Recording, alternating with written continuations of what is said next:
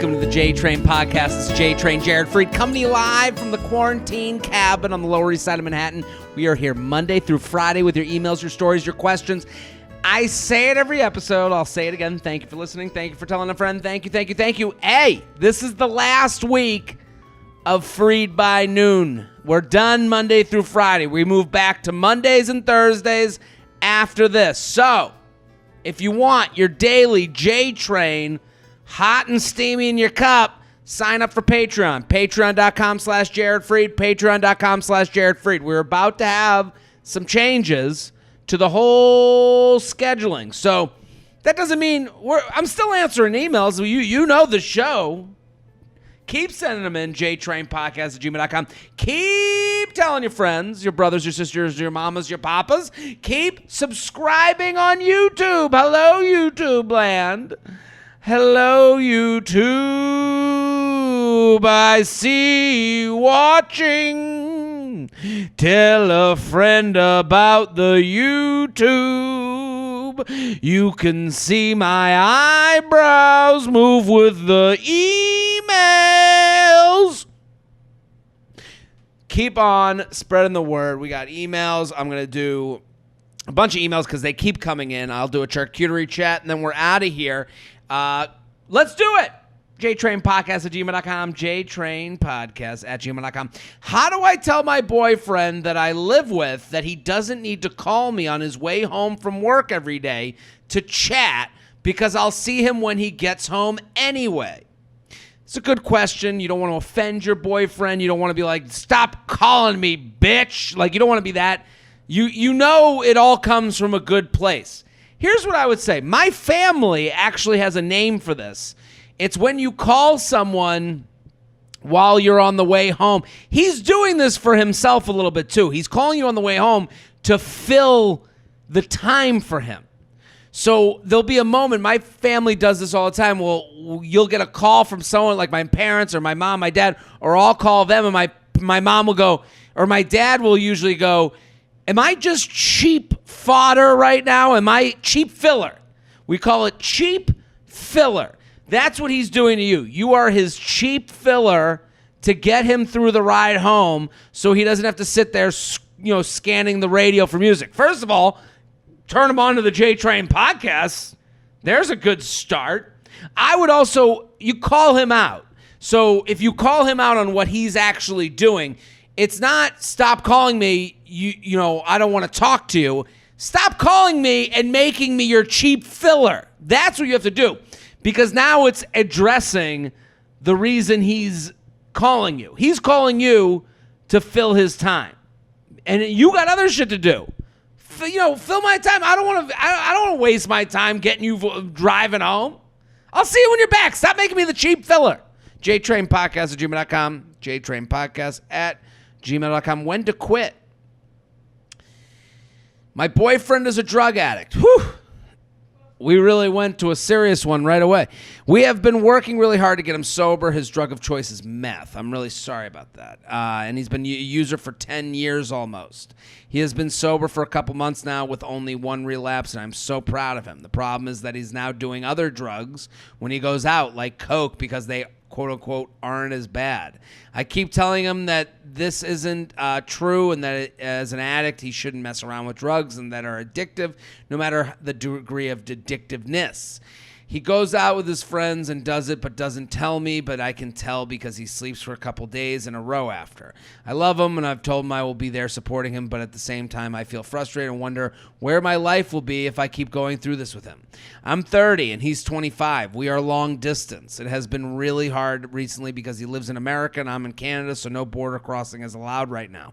But before, at least I would see him every month or two, and I could be more grounded in my feelings, but I haven't seen him in person for now 4 months, and it's really killing me. I don't want to leave him, especially when he is obviously struggling, but I also feel really hopeless, and I don't want to be long distance forever, but I really don't see him getting his act together enough for that to be a possibility unless I want to support both of us.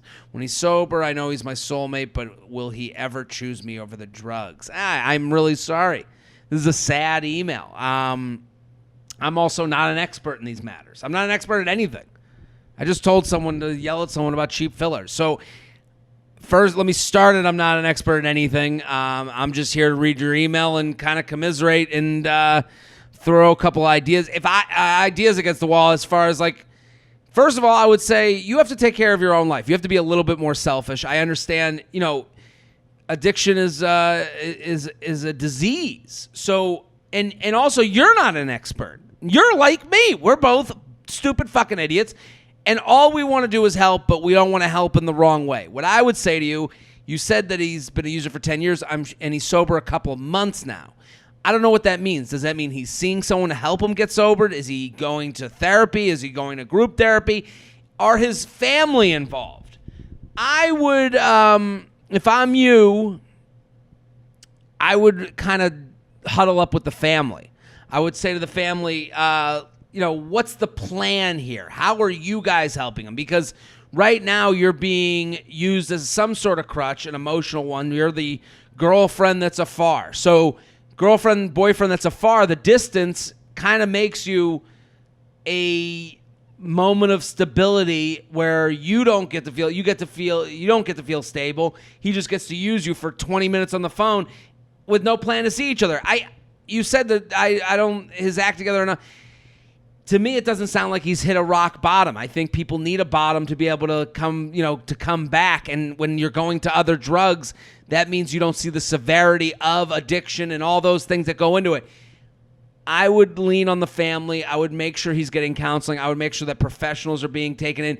If he's 2 months sober on his own, I don't know how real that sobriety is.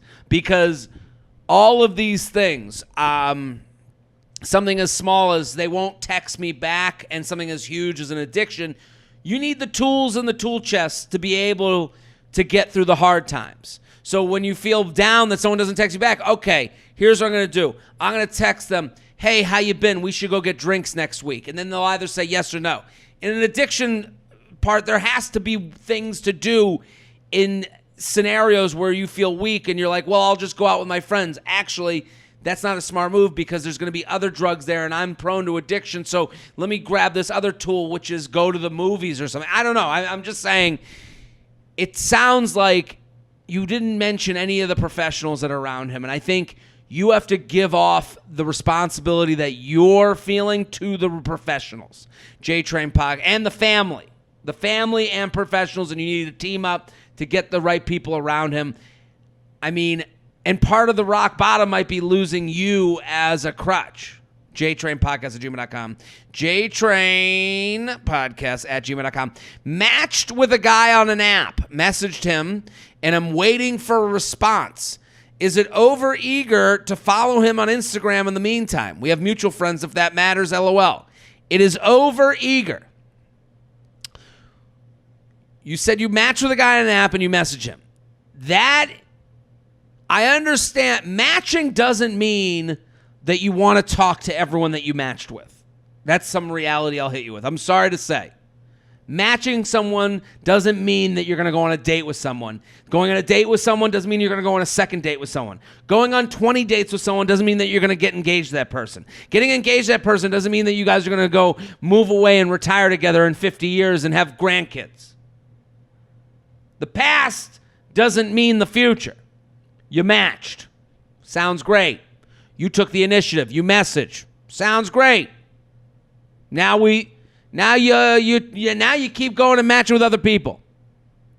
I wouldn't get caught up on specific people. I know this is the hard part about dating apps is you can get tunnel vision. You can be like, that guy, we got mutual friends. He's my type. Oh my God, he wrote a funny bio. I am zoned in. The reality is it's probably not going to work out with him. Here's the other thing. When you follow someone on Instagram, you are giving them free access to you. What does that mean? You are giving them the access to be a part of your life, to respond to your Instagram stories, to like your posts, to comment, to be fun and flirty and hilarious without having to take you on a date or making time to get to know you. They get to know you on their own terms for free. You're letting them in the amusement park of you without ever having them pay admission. And you deserve admission. You're a fun amusement park. You put a lot of work into this amusement park. You go to the gym every day. You have friends. You hang out with people. You got family. That's great. And all these good things in your life. People should pay to have access to that. You have a great personality. You're fun. You listen to the J-Train podcast. These are all great things about you. He should message you. He should take you out. He should ask for your number. He should go ask for the second date. He should please you as a woman sexually. This is all I'm saying. If they're not paying the tab, then you shouldn't just fucking let them in the park. JTrainPodcast@gmail.com. And part of that is allowing for the Instagram follow, or allowing for you, or following him so that he'll follow you back so he knows he has access to you. JTrainPodcast@gmail.com. JTrainPodcast@gmail.com. Can a man really just be friendly? JTrain, you are wonderful. Thanks for all you do. Well, thank you. A consultant I used to work with moved away a year ago and out of the blue started messaging me this week. We used to talk regularly at work at points on the phone every day and occasionally hang out outside the office. He always had a girlfriend and judging from Instagram still does. It doesn't feel odd to me that he reached out, but it does feel odd he kept talking to me and starting sending me photos. See attached screenshots. Let's see the screenshots. Okay, he writes, "Hi, how's it going? Well, hello. Are you like a walking advertisement for Colorado? Are you enjoying it out there? If we ever come out of quarantine, I want to visit." This is her writing. "I want to visit. It's good. It's good here. Quarantine's turned crazy a bit. See some close friends. Kept my job, but work too much because of other cuts. Got a kitten and enjoy working from home. Don't want to go back to the office, but want to go back to the world. Ha! Glad you texted. How's everything?" Okay. I haven't read the rest of the text, but you are very excited to hear from this guy you used to talk to a few times at work. Let me just, I mean, you opened up. I'm not blaming the emailer, but I'm saying right now he wrote, blankety blank. How's it going? That's all he wrote. He wrote her name. How's it going? Well, hello. Are you like a walking out? And now you're updating him. Again, this is back to what I said in the last email. You're letting him know that you've taken a lot of time and effort on his profile. Oh, I see all the Colorado stuff. He writes, "Life is good here in Colorado. So happy to hear you're doing well. I want to see that kitten. I just had my first day back at the office today. Surprisingly, it was nice being back." Okay, that was Monday. That's the end of the conversation. She didn't respond. Friday, he opens up, "Have a great weekend." That's weird. Now I'm on her side. Now he's done. I mean, here's what you let him know. You let him know that you were so excited to hear from him that you also revealed that you know everything about his life. Then he wrote "Life is good," and then now he's like, "Oh, let me check in with her. Have a great weekend." That was Friday. She sends the kitten picture. She says 3 months. She sends another kitten video, 5 months. "I'm delayed responding. Had too much going on this week. So you like being back in the office? I'm sure you've heard all about the blank where I am. Have you been back recently? And you have a wonderful you do have a wonderful Patagonia commercial weekend planned for yourself. And do you have a wonderful Patagonia weekend?" This is very friendly. I don't see anything weird from him yet other than he followed up. "So damn cute. No worries. I haven't been back since late January. Nothing crazy planned. Going to go climb with my buddy in Boulder on Saturday, and then we're going to hang out by the creek and throw frisbee, play guitar." I mean, what heaven is he living in? He's trying to find a lady. Is he going to find a lady by the creek? It's possible. A lot of people hang out around where we're likely going. He may need to work on his guitar skills, though. She writes, "Haha, you sound like a country song right now. Well, let me know if your friend is ever in town. Have a good weekend yourself." So she opens it up to like, let me get fixed up with the friend. "LOL," he writes, "at the country song part, not the friend part."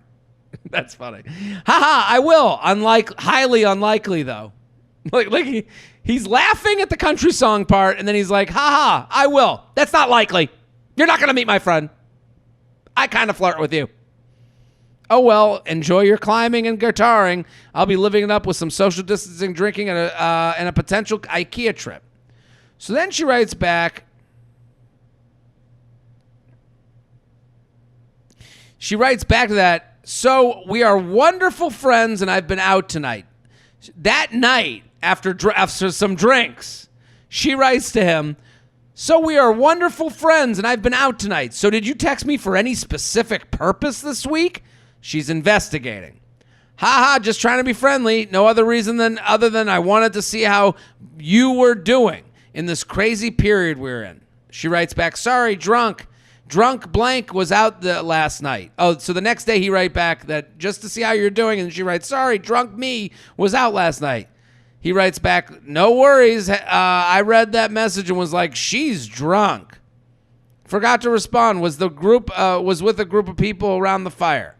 I only ended up having a pitcher of sangria for dinner and somehow thought that was a good idea. Did you have fun? And thanks for understanding. Oh my fucking God. Yeah, we had a blast. Friday night, some pics from yesterday's climbing. So beautiful. I can't send anything back to compare and where I am, unfortunately. Okay, so those are the texts. To me, he's matching your energy. Is it weird that he followed up to say, have a great weekend? A little bit. To me,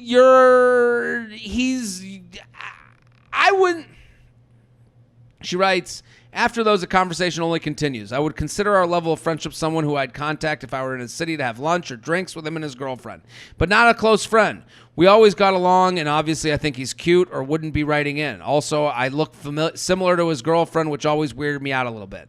They also got a couple's Instagram account after they moved. Thanks, Jay, for all your honest work. I would say you need to back away because he will be just nice enough.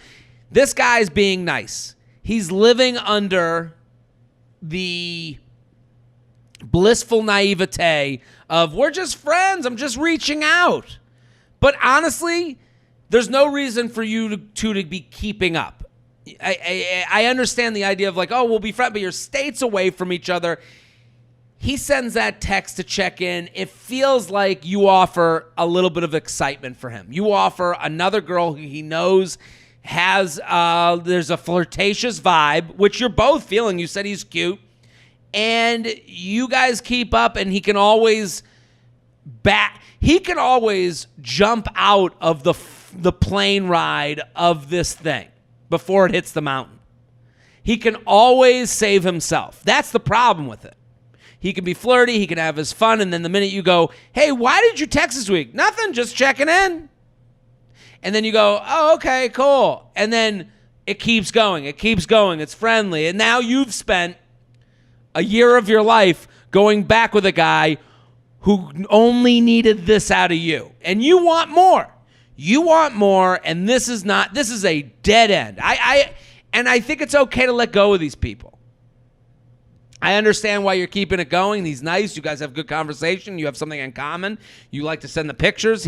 But none of this, from his end, he can always defend this. And the minute it gets to the point where you say, hey, I feel like we have this thing in common. Should we, I know you're in a relationship, but should we take a chance? He can go, ta-ta, and then jump out of the plane and go, I have a girlfriend, and then hit his chute. And then you go into the mountain of wasted time.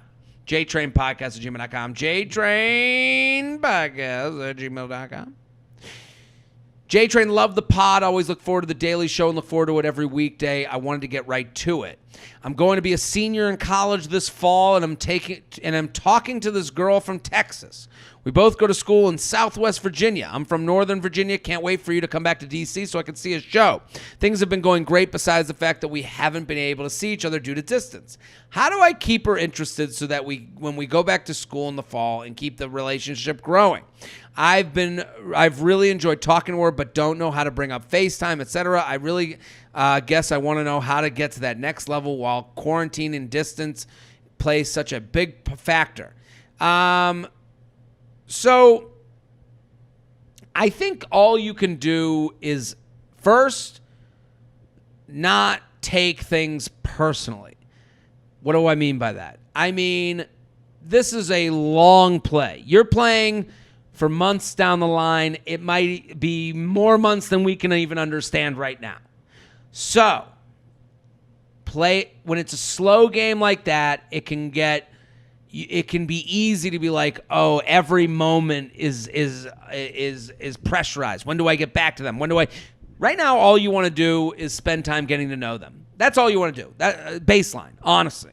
So you say to this person, hey, I would just say, hey, I'm going to be around again, never put pressure on the time, especially because this is supposed to be casual and fun right now. You're states away from each other. You want to see each other at school. So here's, again, to go back to my advice to the woman that wrote in, you do have access to this person. You guys went to school. You guys, and I'm talking to this girl from Texas. We both go to school. So you go to school with each other. I'm sure you guys follow each other on Instagram. You should be liking every post. You should be responding to every now and again to her stories. Be fun. Be flirty. Be interested. Ask questions. Those are all great things to keep it up. And all you're doing right now, just trying to get to know you. That's all you're trying to do. And then be like, hey, this weekend, what's your, like, if I were you, the plan for a FaceTime, what's your plan this weekend? Oh, that sounds like a lot of fun. Yeah, I got this going on. I got that going on. I'm just going to be hanging around on Sunday. Let me know if you want to get on FaceTime on Sunday. I'm going to be around, kind of bored. Would love to talk to you. She'll say yes, no, or maybe. Or give you another day. But that's a good casual way of like, hey, this weekend I got this, I got that. Also, if you're around to FaceTime, I'll be around Sunday night. Are you maybe if you're up for that? Boom. JTrainPodcast@gmail.com. JTrainPodcast@gmail.com. So you wonder what is if you're wondering what's a good way to support the show? You can support the sponsors. Go to the description of the episode, and there are sponsors showing. This every week, new sponsors with new deals for the listeners. If the deals help you, use my promo code, you help the show. Doesn't that sound good? Here are my sponsors this week. Figs, the scrubs. Fig scrubs are the most comfortable, amazing, and wearable. You can wear them out, and they look good. Quip, and I'm giving you 15% off on figs, I think. 15% off. Use code JTRAIN15. Quip, I'm giving you a free refill pack. Get a first refill free at getquip.com/JTrain. What I love about Quip is that it tells you when you should be done brushing. It has a 2-minute timer. Native, they have new smells inspired by the country. I love this. NativeDeodorant.com. Use code JTrain for 20% off. Feel CBD. If you've never tried CBD, Feel's a great place to start. They got a hotline you can call. I am using CBD every day, and it's really helped me. You can get 50% off your first order. Feels, feals.com/JTrain and become a member. So feels.com/JTrain. Love that. Let's do the charcuterie chat. Hit the music, Shelby. Today's charcuterie chat is about this board by Half-Baked Harvest. I want to show this Greek-inspired antipasto platter, kind of like a cheese board and an antipasto plate, but with hummus too. So it's all my favorites on one board. Now, if you look at the board, what I will agree with Half-Baked Harvest on is that, yes, I like everything on this board. There isn't one thing. But you know what this board is? This board is, you've taken all things I want and I want to be great, and you've made it one mediocre board. What is that, a spoonful of hummus? Who's eating? If I have hummus, I want it in a big old bowl, and I want a bunch of pita that's been grilled and has a little olive oil on it, and I can take a big old scoop and put it on my plate and throw a bunch of pita at it and be dunking the whole day. This board gets us nowhere. If I want a meat and cheese, if I want a charcuterie board, I see that salami that looks so good. I want to be able to make a salami sandwich out of it. I want so much salami on that board that I can't even fucking eat the whole thing. Olives, love olives. But what are we going to divide the 7 amongst the 4 people at the party? What you've done with this board is that you have taken away the meze platter.